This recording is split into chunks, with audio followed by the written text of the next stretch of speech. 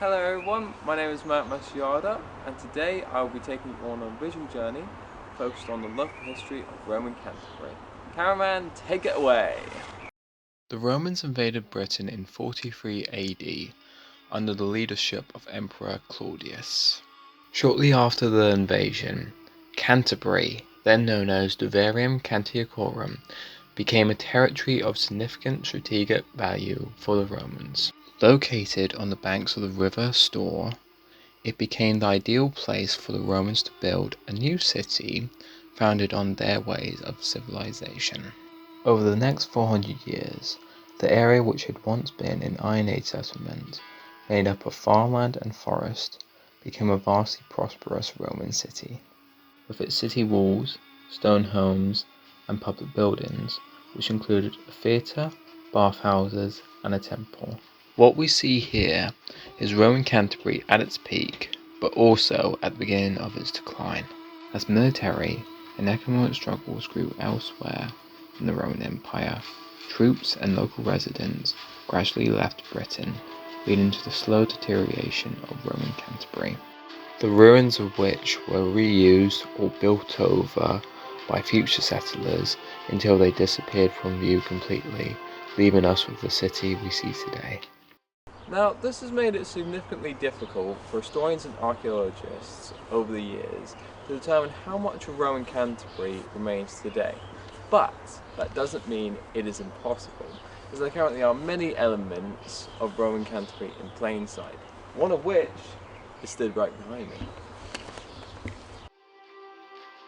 Situated on North Holmes Road, St Martin's Church is one of the oldest churches in the English-speaking world, often described as the Mother of Canterbury Cathedral. Built in the early 4th century, it was a place of worship for early Roman Christians, following the official adoption of the religion by Emperor Theodosius. To this day, the front section of the church serves as a fascinating example of Roman architecture, consisting of clear stone walls on the inside and bright red Roman bricks and tiles on the outside.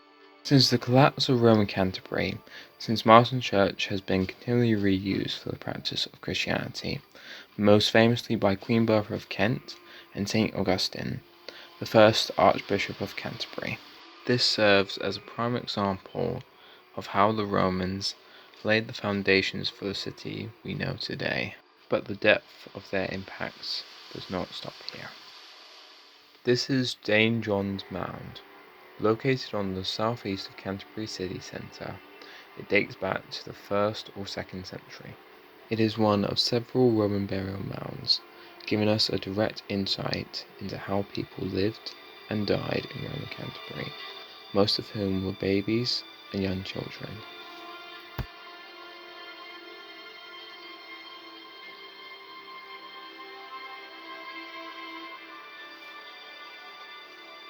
When the Roman walls were constructed, following the growing raids on the city, the mound was incorporated into the southern corner of the defences, acting as a watchtower. Despite the landscape around it changing with the arrival of new settlers, its size and peculiar shape still serves as a powerful reminder of Canterbury's Roman past, just like the walls that surround it. Built between 270 to 290 AD, covering a 2.7 kilometre area, the city walls are a significant visual reminder of how the city was once defended. Around 6.1 metres high and 5 metres thick, it includes a number of wall towers and 6 gateways known as Riding Gate, Bird Gate, Queen's Gate, North Gate, West Gate and Worth Gate. It is through these design features that we are given a solid idea into how Roman Canterbury functioned as a city. The Riding Gate, known to the Romans as the Red Gate, for instance, was one of the main routes from the Roman trade ports at Dover into the city, which can be seen in this graphic design. Despite having been rebuilt in 1970, the gateway is still one of the finest surviving Roman entrances, with its 2 carriageway design still in regular use. Similarly, A section of the North Gate, located in St. Rendigon's Garden, opposite the Parrot Pub, provides a rare glimpse into what the Roman wall was originally built of in plain sight. It consists of flint, stone cobbles, and reused red bricks, making it one of the most complete standing Roman walls in Britain. Roman building materials such as these have also been found on the wall of Queensgate, which stretches down the northeast side of Canterbury. On a bright sunny day, it is easy to see the remains of the red Roman bricks built within the wall currently surrounding Canterbury Cathedral in the distance. Sites such as these demonstrates how Roman Canterbury's original layout still remains in plain sight. Located on St. Margaret Street is a similar site of Roman ruins in plain view directly beneath the Hampton by Hilton Hotel. This is the public theatre. Built around 210 AD, it became one of the biggest theatres ever discovered from the period of Roman Britain. At the time, the theatre would host a series of plays, public speaking events, and religious festivals, showing off Roman culture and idealism. What we see beneath the hotel is the flint structure and outer wall of the seating area, made up of mixed mortar and crushed brick, which accommodated a total of 3,000 people, providing an idea of the population size of Roman Canterbury. Similar ruins of the Roman theatre have been discovered beneath the Three Tons pub on Watling Street.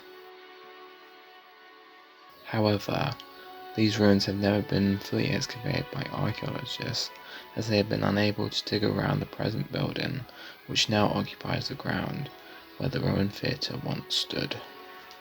This sheds light on the frustrations archaeologists experience when digging for historical remains amongst the sites of modern-day Canterbury, which has often led to much of Roman Canterbury remaining undiscovered. But this is not always the case. Featured at the Roman Canterbury Museum on Butchery Lane is a series of mind-blowing archaeological finds of Roman Canterbury on display, many of which were discovered by chance. One of the most significant finds is the remains of a Roman house revealed by the Baedeker raids in June 1942.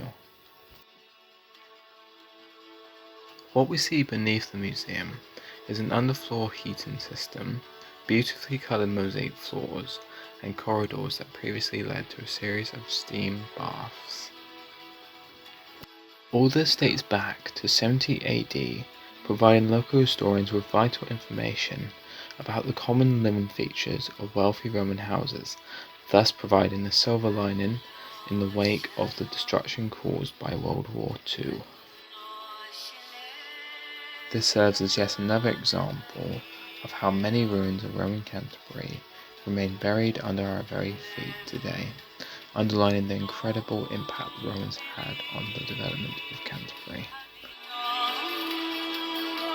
With the discoveries that have occurred since then, primarily by the Canterbury Archaeological Trust, accompanied by the foundations which remain in plain sight, we were able to add another small part of Canterbury's ancient past to its local history.